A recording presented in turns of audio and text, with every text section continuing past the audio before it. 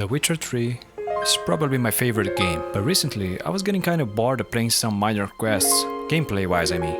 I couldn't just put my finger on why I was getting so bored. And I say, hey, what's going on? Then I started playing Breath of the Wild for the first time.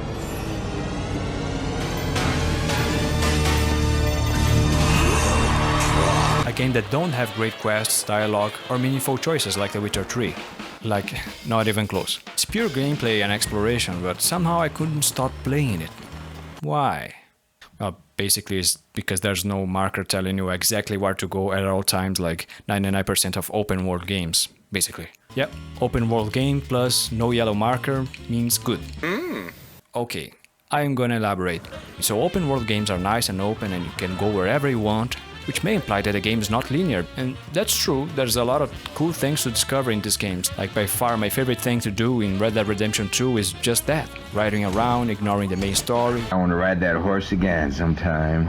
Ooh, yeah. And finding missions that felt like I was discovering something, and not the game telling me where to go at all times, because that will be boring. But that's exactly what the game do in the fucking main missions. In the main missions, the game is, guess what?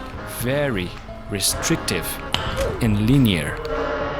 And going by the notion that linear means going in one direction, in these missions you go in one direction, aka the most important missions that the game managed to be more linear than games that have very close spaces. Okay, so let me give you an example to compare.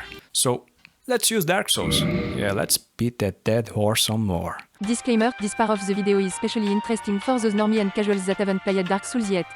Get good, you fucking pussy. You start in the lovely Firelink Shrine, the hub area of the game, and say you wanna get from point A to point B.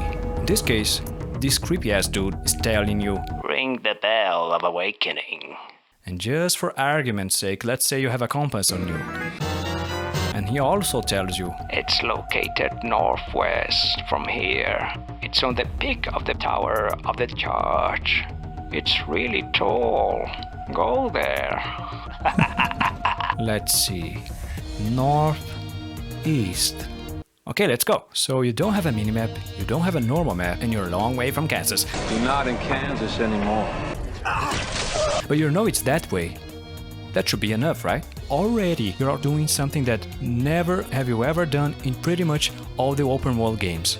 Aside from Breath of the Wild and the old Elder Scrolls games. You are thinking whether or not there is really the way to go, thinking, oh shit, do I really have to go through these guys? Because even these guys can be intimidating on the first playthrough. And take a leap of faith, something that you do a lot in this game, and you just go. For nothing else, out of curiosity to see what's on the other side and if you can get a better view to maybe see the church in the horizon. And you thought of all of this without even giving your first step.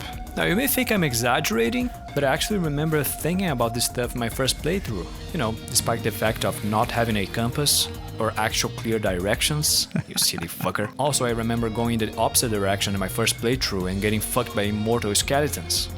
Oh no. Nope. Oh hell no!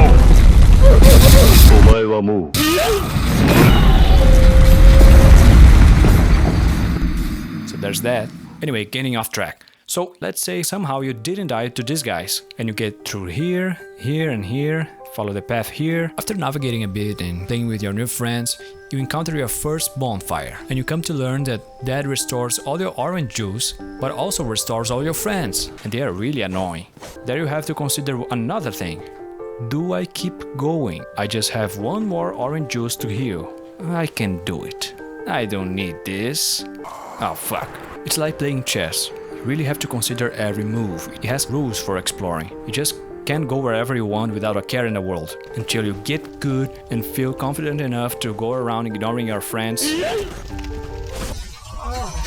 Until finally, you see the church. Fucker. Now I'm gonna head there and fight obnoxious statues and pull the lever and something happens. What? I don't know.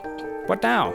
Again, the game doesn't tell you directly where to go next, but it shows a huge gate being open, a gate that you probably already came across and you saw it closed. If you didn't, good luck. Anyway, you get my point. This is how you get from point A to point B in Dark Souls. Now let's compare to Witcher 3, my favorite game that It's my favorite for other reasons, but I'm talking about navigation. Going from point A to point B in The Witcher is like... Go to the fortress that is near a main town of Novigrad. It's right there, to the east of the town. You can't miss it. So you have this information and you look around your map and think, okay, you must be this hidden little village. Oh wait, it's market. Oh, so I just follow the yellow dot. Oh, okay then. And that's the whole game. Main missions, side quests, like, what the fuck, is this fun? At least in Red Dead Redemption 2 you have the optional stuff that is my favorite thing to do in the game. Hey! Stop! What is this? I asked you to stop! I'll whoop the shit out of you, you hear me? You're a fool! The treasure hunting. I mean, that is the perfect way to do navigation and exploration, and to me is by far my favorite thing to do in the game. There's a treasure here. Know how I got here? With this map. Yeah, it's just a sketched map. You have no other information aside from this sketch. And you have to observe the world to find it, riding around, actually paying attention. And I'm not gonna lie, it can be very hard and not for everybody, but for main missions they could use this as a base and have more directions, like, for example, I have a mission for you. I'll give you a white horse if you can give me some of the gold bar. Here, you'll find the gold bar in the north of Emerald Ranch. Very near the town, in an abandoned house. Right beside the house is a very large tree, way bigger than the other ones. The gold bar is inside a hole in the center of the tree. Bring it to me. I mean, it wouldn't be hard. You already have a map and knows exactly where the town is. Emerald Ranch. I need to go to Emerald Ranch. A bit northwest, abandoned house, look around, big tree, bingo. So, yeah, that's it. You get my point.